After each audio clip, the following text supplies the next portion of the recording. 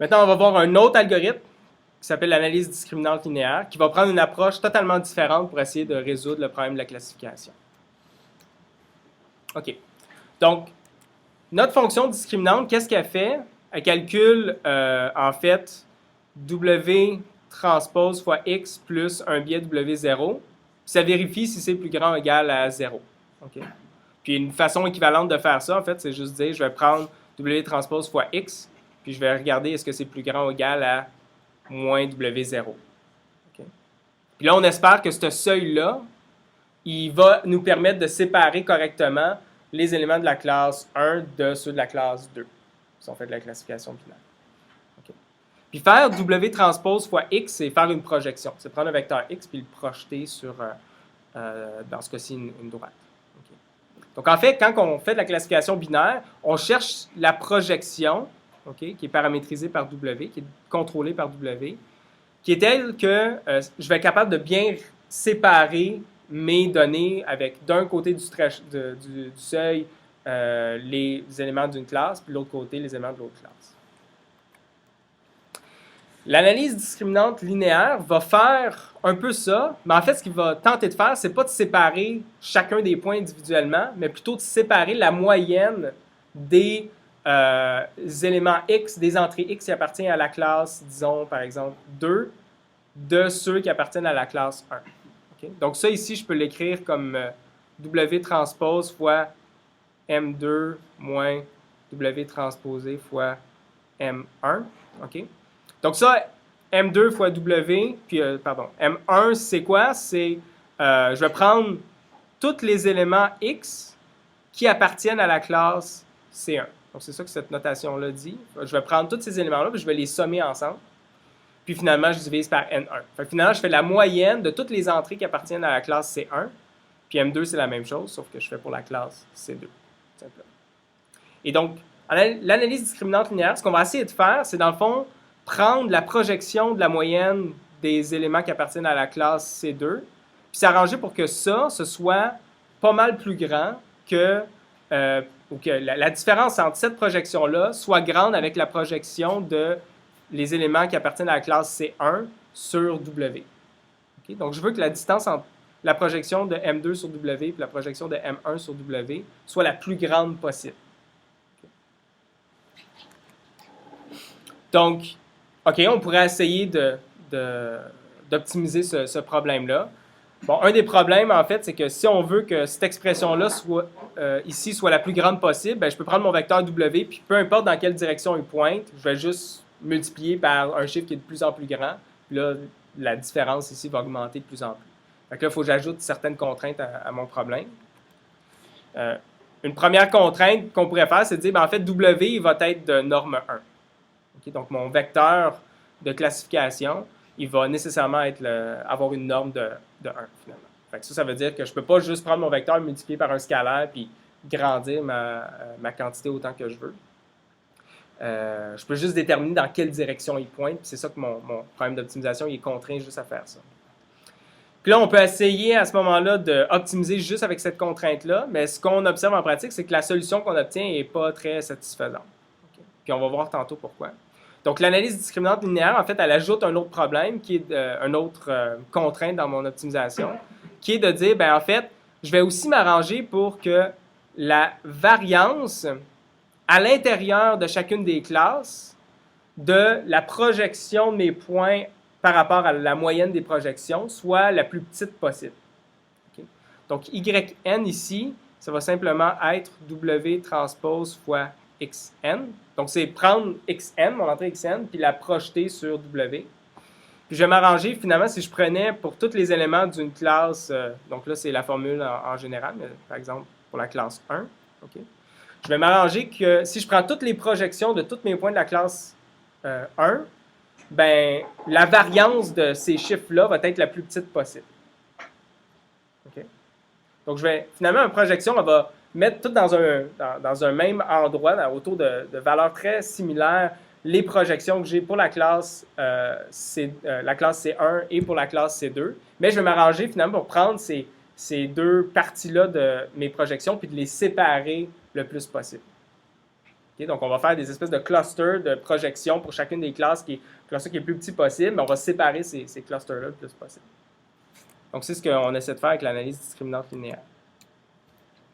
Donc, le problème qu'on va optimiser dans ce cas-ci, ça va être la différence entre la projection de la classe M2, la classe 2 avec la classe 1 au carré. Donc, ça, c'est la distance entre la projection des moyennes de la classe 1 et de la classe 2 au carré, divisé par la variance de la projection dans la classe C1 plus la variance de la projection dans la classe C2. Okay? Donc, si j'optimise ça, si je veux maximiser ça, je veux que ce terme-là soit le plus grand possible. Okay? Donc, la distance entre mes projections des moyennes soit la plus grande possible. Puis, je veux que ce terme-là soit le plus petit possible. Donc, la somme des deux soit le plus petit possible. Donc, les deux individuellement soient le plus petit possible. Que j'ai des variances intra-classes qui soient le plus petit possible. Là, maintenant, on ne va pas résoudre ce problème-là ici. Je vais juste donner la solution. La solution, elle correspond à calculer cette expression-là ici, où je prends la moyenne de ma classe 1 moins la moyenne de la classe 2, puis je vais le multiplier par l'inverse de ma matrice que j'ai notée SW. Puis SW, c'est quoi? C'est juste, je vais prendre tous les éléments de ma classe 1, puis je vais calculer essentiellement un genre de covariance empirique entre les éléments de la classe 1. Okay? Donc, je calcule finalement la variance, la matrice de covariance de tous les éléments de la classe 1 autour de leur moyenne M1. Puis j'ajoute à ça aussi le même terme pour la classe C2. Et ça, ce terme-là, on appelle ça la matrice de covariance intra-classe. Okay? Et finalement, la raison pour laquelle j'ai proportionnel ici, c'est que la contrainte qu'on s'est mise, c'est que W devait être de norme 1. Fait qu'une fois que je calcule cette expression-là, tout ce que je fais après, c'est que je vais diviser par la norme de mon vecteur. Donc, je commence par calculer ça. Puis après ça, je vais dire, W, en fait, je vais le normaliser. Fait que ça va être W divisé par sa norme. Comme ça, je sais que c'est un vecteur de norme 1. Puis c'est ça l'algorithme de l'analyse discriminante.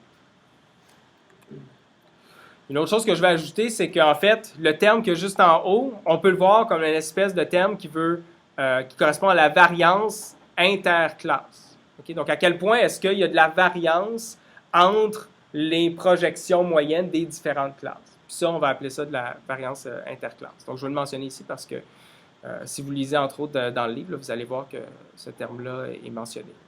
Donc, finalement, on est en train de dire, je veux beaucoup de variance à travers les classes, mais peu de variance à l'intérieur des classes. Donc, on va voir visuellement qu'est-ce que ça nous retourne comme genre de classification. Donc, ici, en fait, ce qu'on a, c'est le cas où on ne va pas diviser par les termes intraclasses, les variances intraclasses. Donc, si on fait, en fait, tout le calcul de minimiser juste maximiser la variance interclasse, en fait, ce que ça va nous donner, c'est une projection, un vecteur W ici, qui pointe essentiellement de la moyenne d'une classe vers la moyenne de l'autre classe. Okay? Donc, ça veut dire que la fonction de décision, la surface de décision, parce que ça va être mon vecteur W, donc ça va être perpendiculaire à ça, elle va ressembler à quelque chose comme ça. Okay? On va séparer comme ça. Puis là, on voit ici, en fait, qu'on n'a pas une séparation qui est parfaite. Il y a des points, donc je pourrais la bouger un peu en changeant mon seuil. Mais on voit que je n'arriverai jamais vraiment à les séparer parfaitement. Quand, en fait, si j'avais séparé comme ça à la place, j'aurais réussi avec une droite à les séparer correctement. Puis en multipliant par le terme de l'inverse de cette variance intraclasse-là, en fait, ce que ça va faire, finalement, ça va déplacer mon vecteur ici pour que j'obtienne quelque chose qui est plus approprié pour bien séparer mes classes. Donc, ce que ça fait ici, ça, c'est une espèce de matrice de covariance. Okay? Dans ce cas-ci, on remarque entre autres que la variance sur l'axe des X, comme ça, est beaucoup plus grande que la variance sur l'axe des Y. On voit que les points ici, ils varient beaucoup plus, donc de ici jusqu'à ici, qu'ils vont varier sur l'axe des Y, de ici jusqu'à ici. Donc, ce que ça va faire en multipliant par l'inverse comme ça, c'est que, essentiellement, on va pouvoir pondérer par cette observation-là. On va pouvoir dire que les variations dans l'axe des X ne sont pas aussi importantes, pas aussi discriminantes que les variations sur l'axe des Y, en fait. Okay?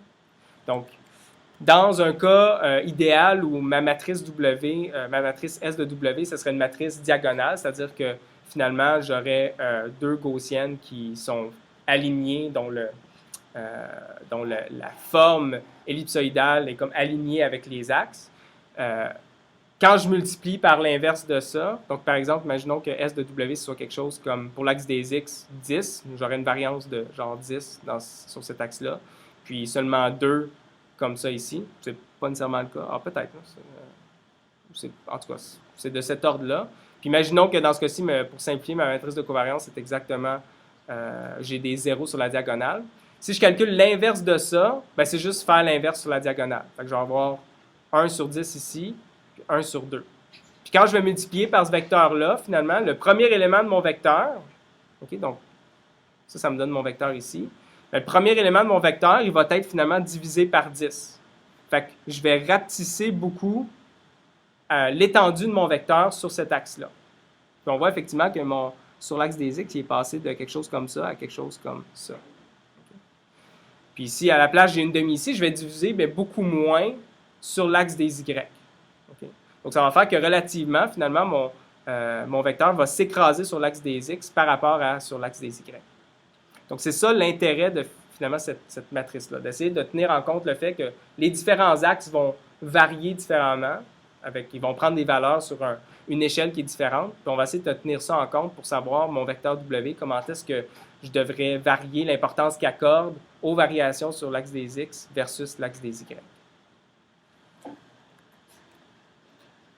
Une fois qu'on a calculé notre W, ben là, ça nous prend un seuil qui est déterminé par W0. Une chose qu'on peut faire, c'est juste le point à mi-chemin entre la projection pour M1 et la projection pour M2. Okay, c'est un choix, mais on pourrait aussi dire ben, je vais essayer plein de valeurs de W0, puis celui qui donne la meilleure performance de classification, c'est celui-là que je vais prendre. C'est une autre alternative. Et j'en dirai pas plus là, sur l'analyse discriminante linéaire. C'est un algorithme, c'est important de connaître un peu comment il fonctionne, mais les détails ne sont pas absolument primordiaux. Ceci étant dit, si vous allez à la section 4.1.5, ben là, vous allez voir comment est-ce que il y a une relation en fait entre résoudre un système, un problème des moindres carrés, puis l'analyse discriminante. Et aussi, si on veut généraliser au cas à plus que deux classes, pardon, donc au cas autre que binaire, ben ça c'est discuté dans 4.1.6.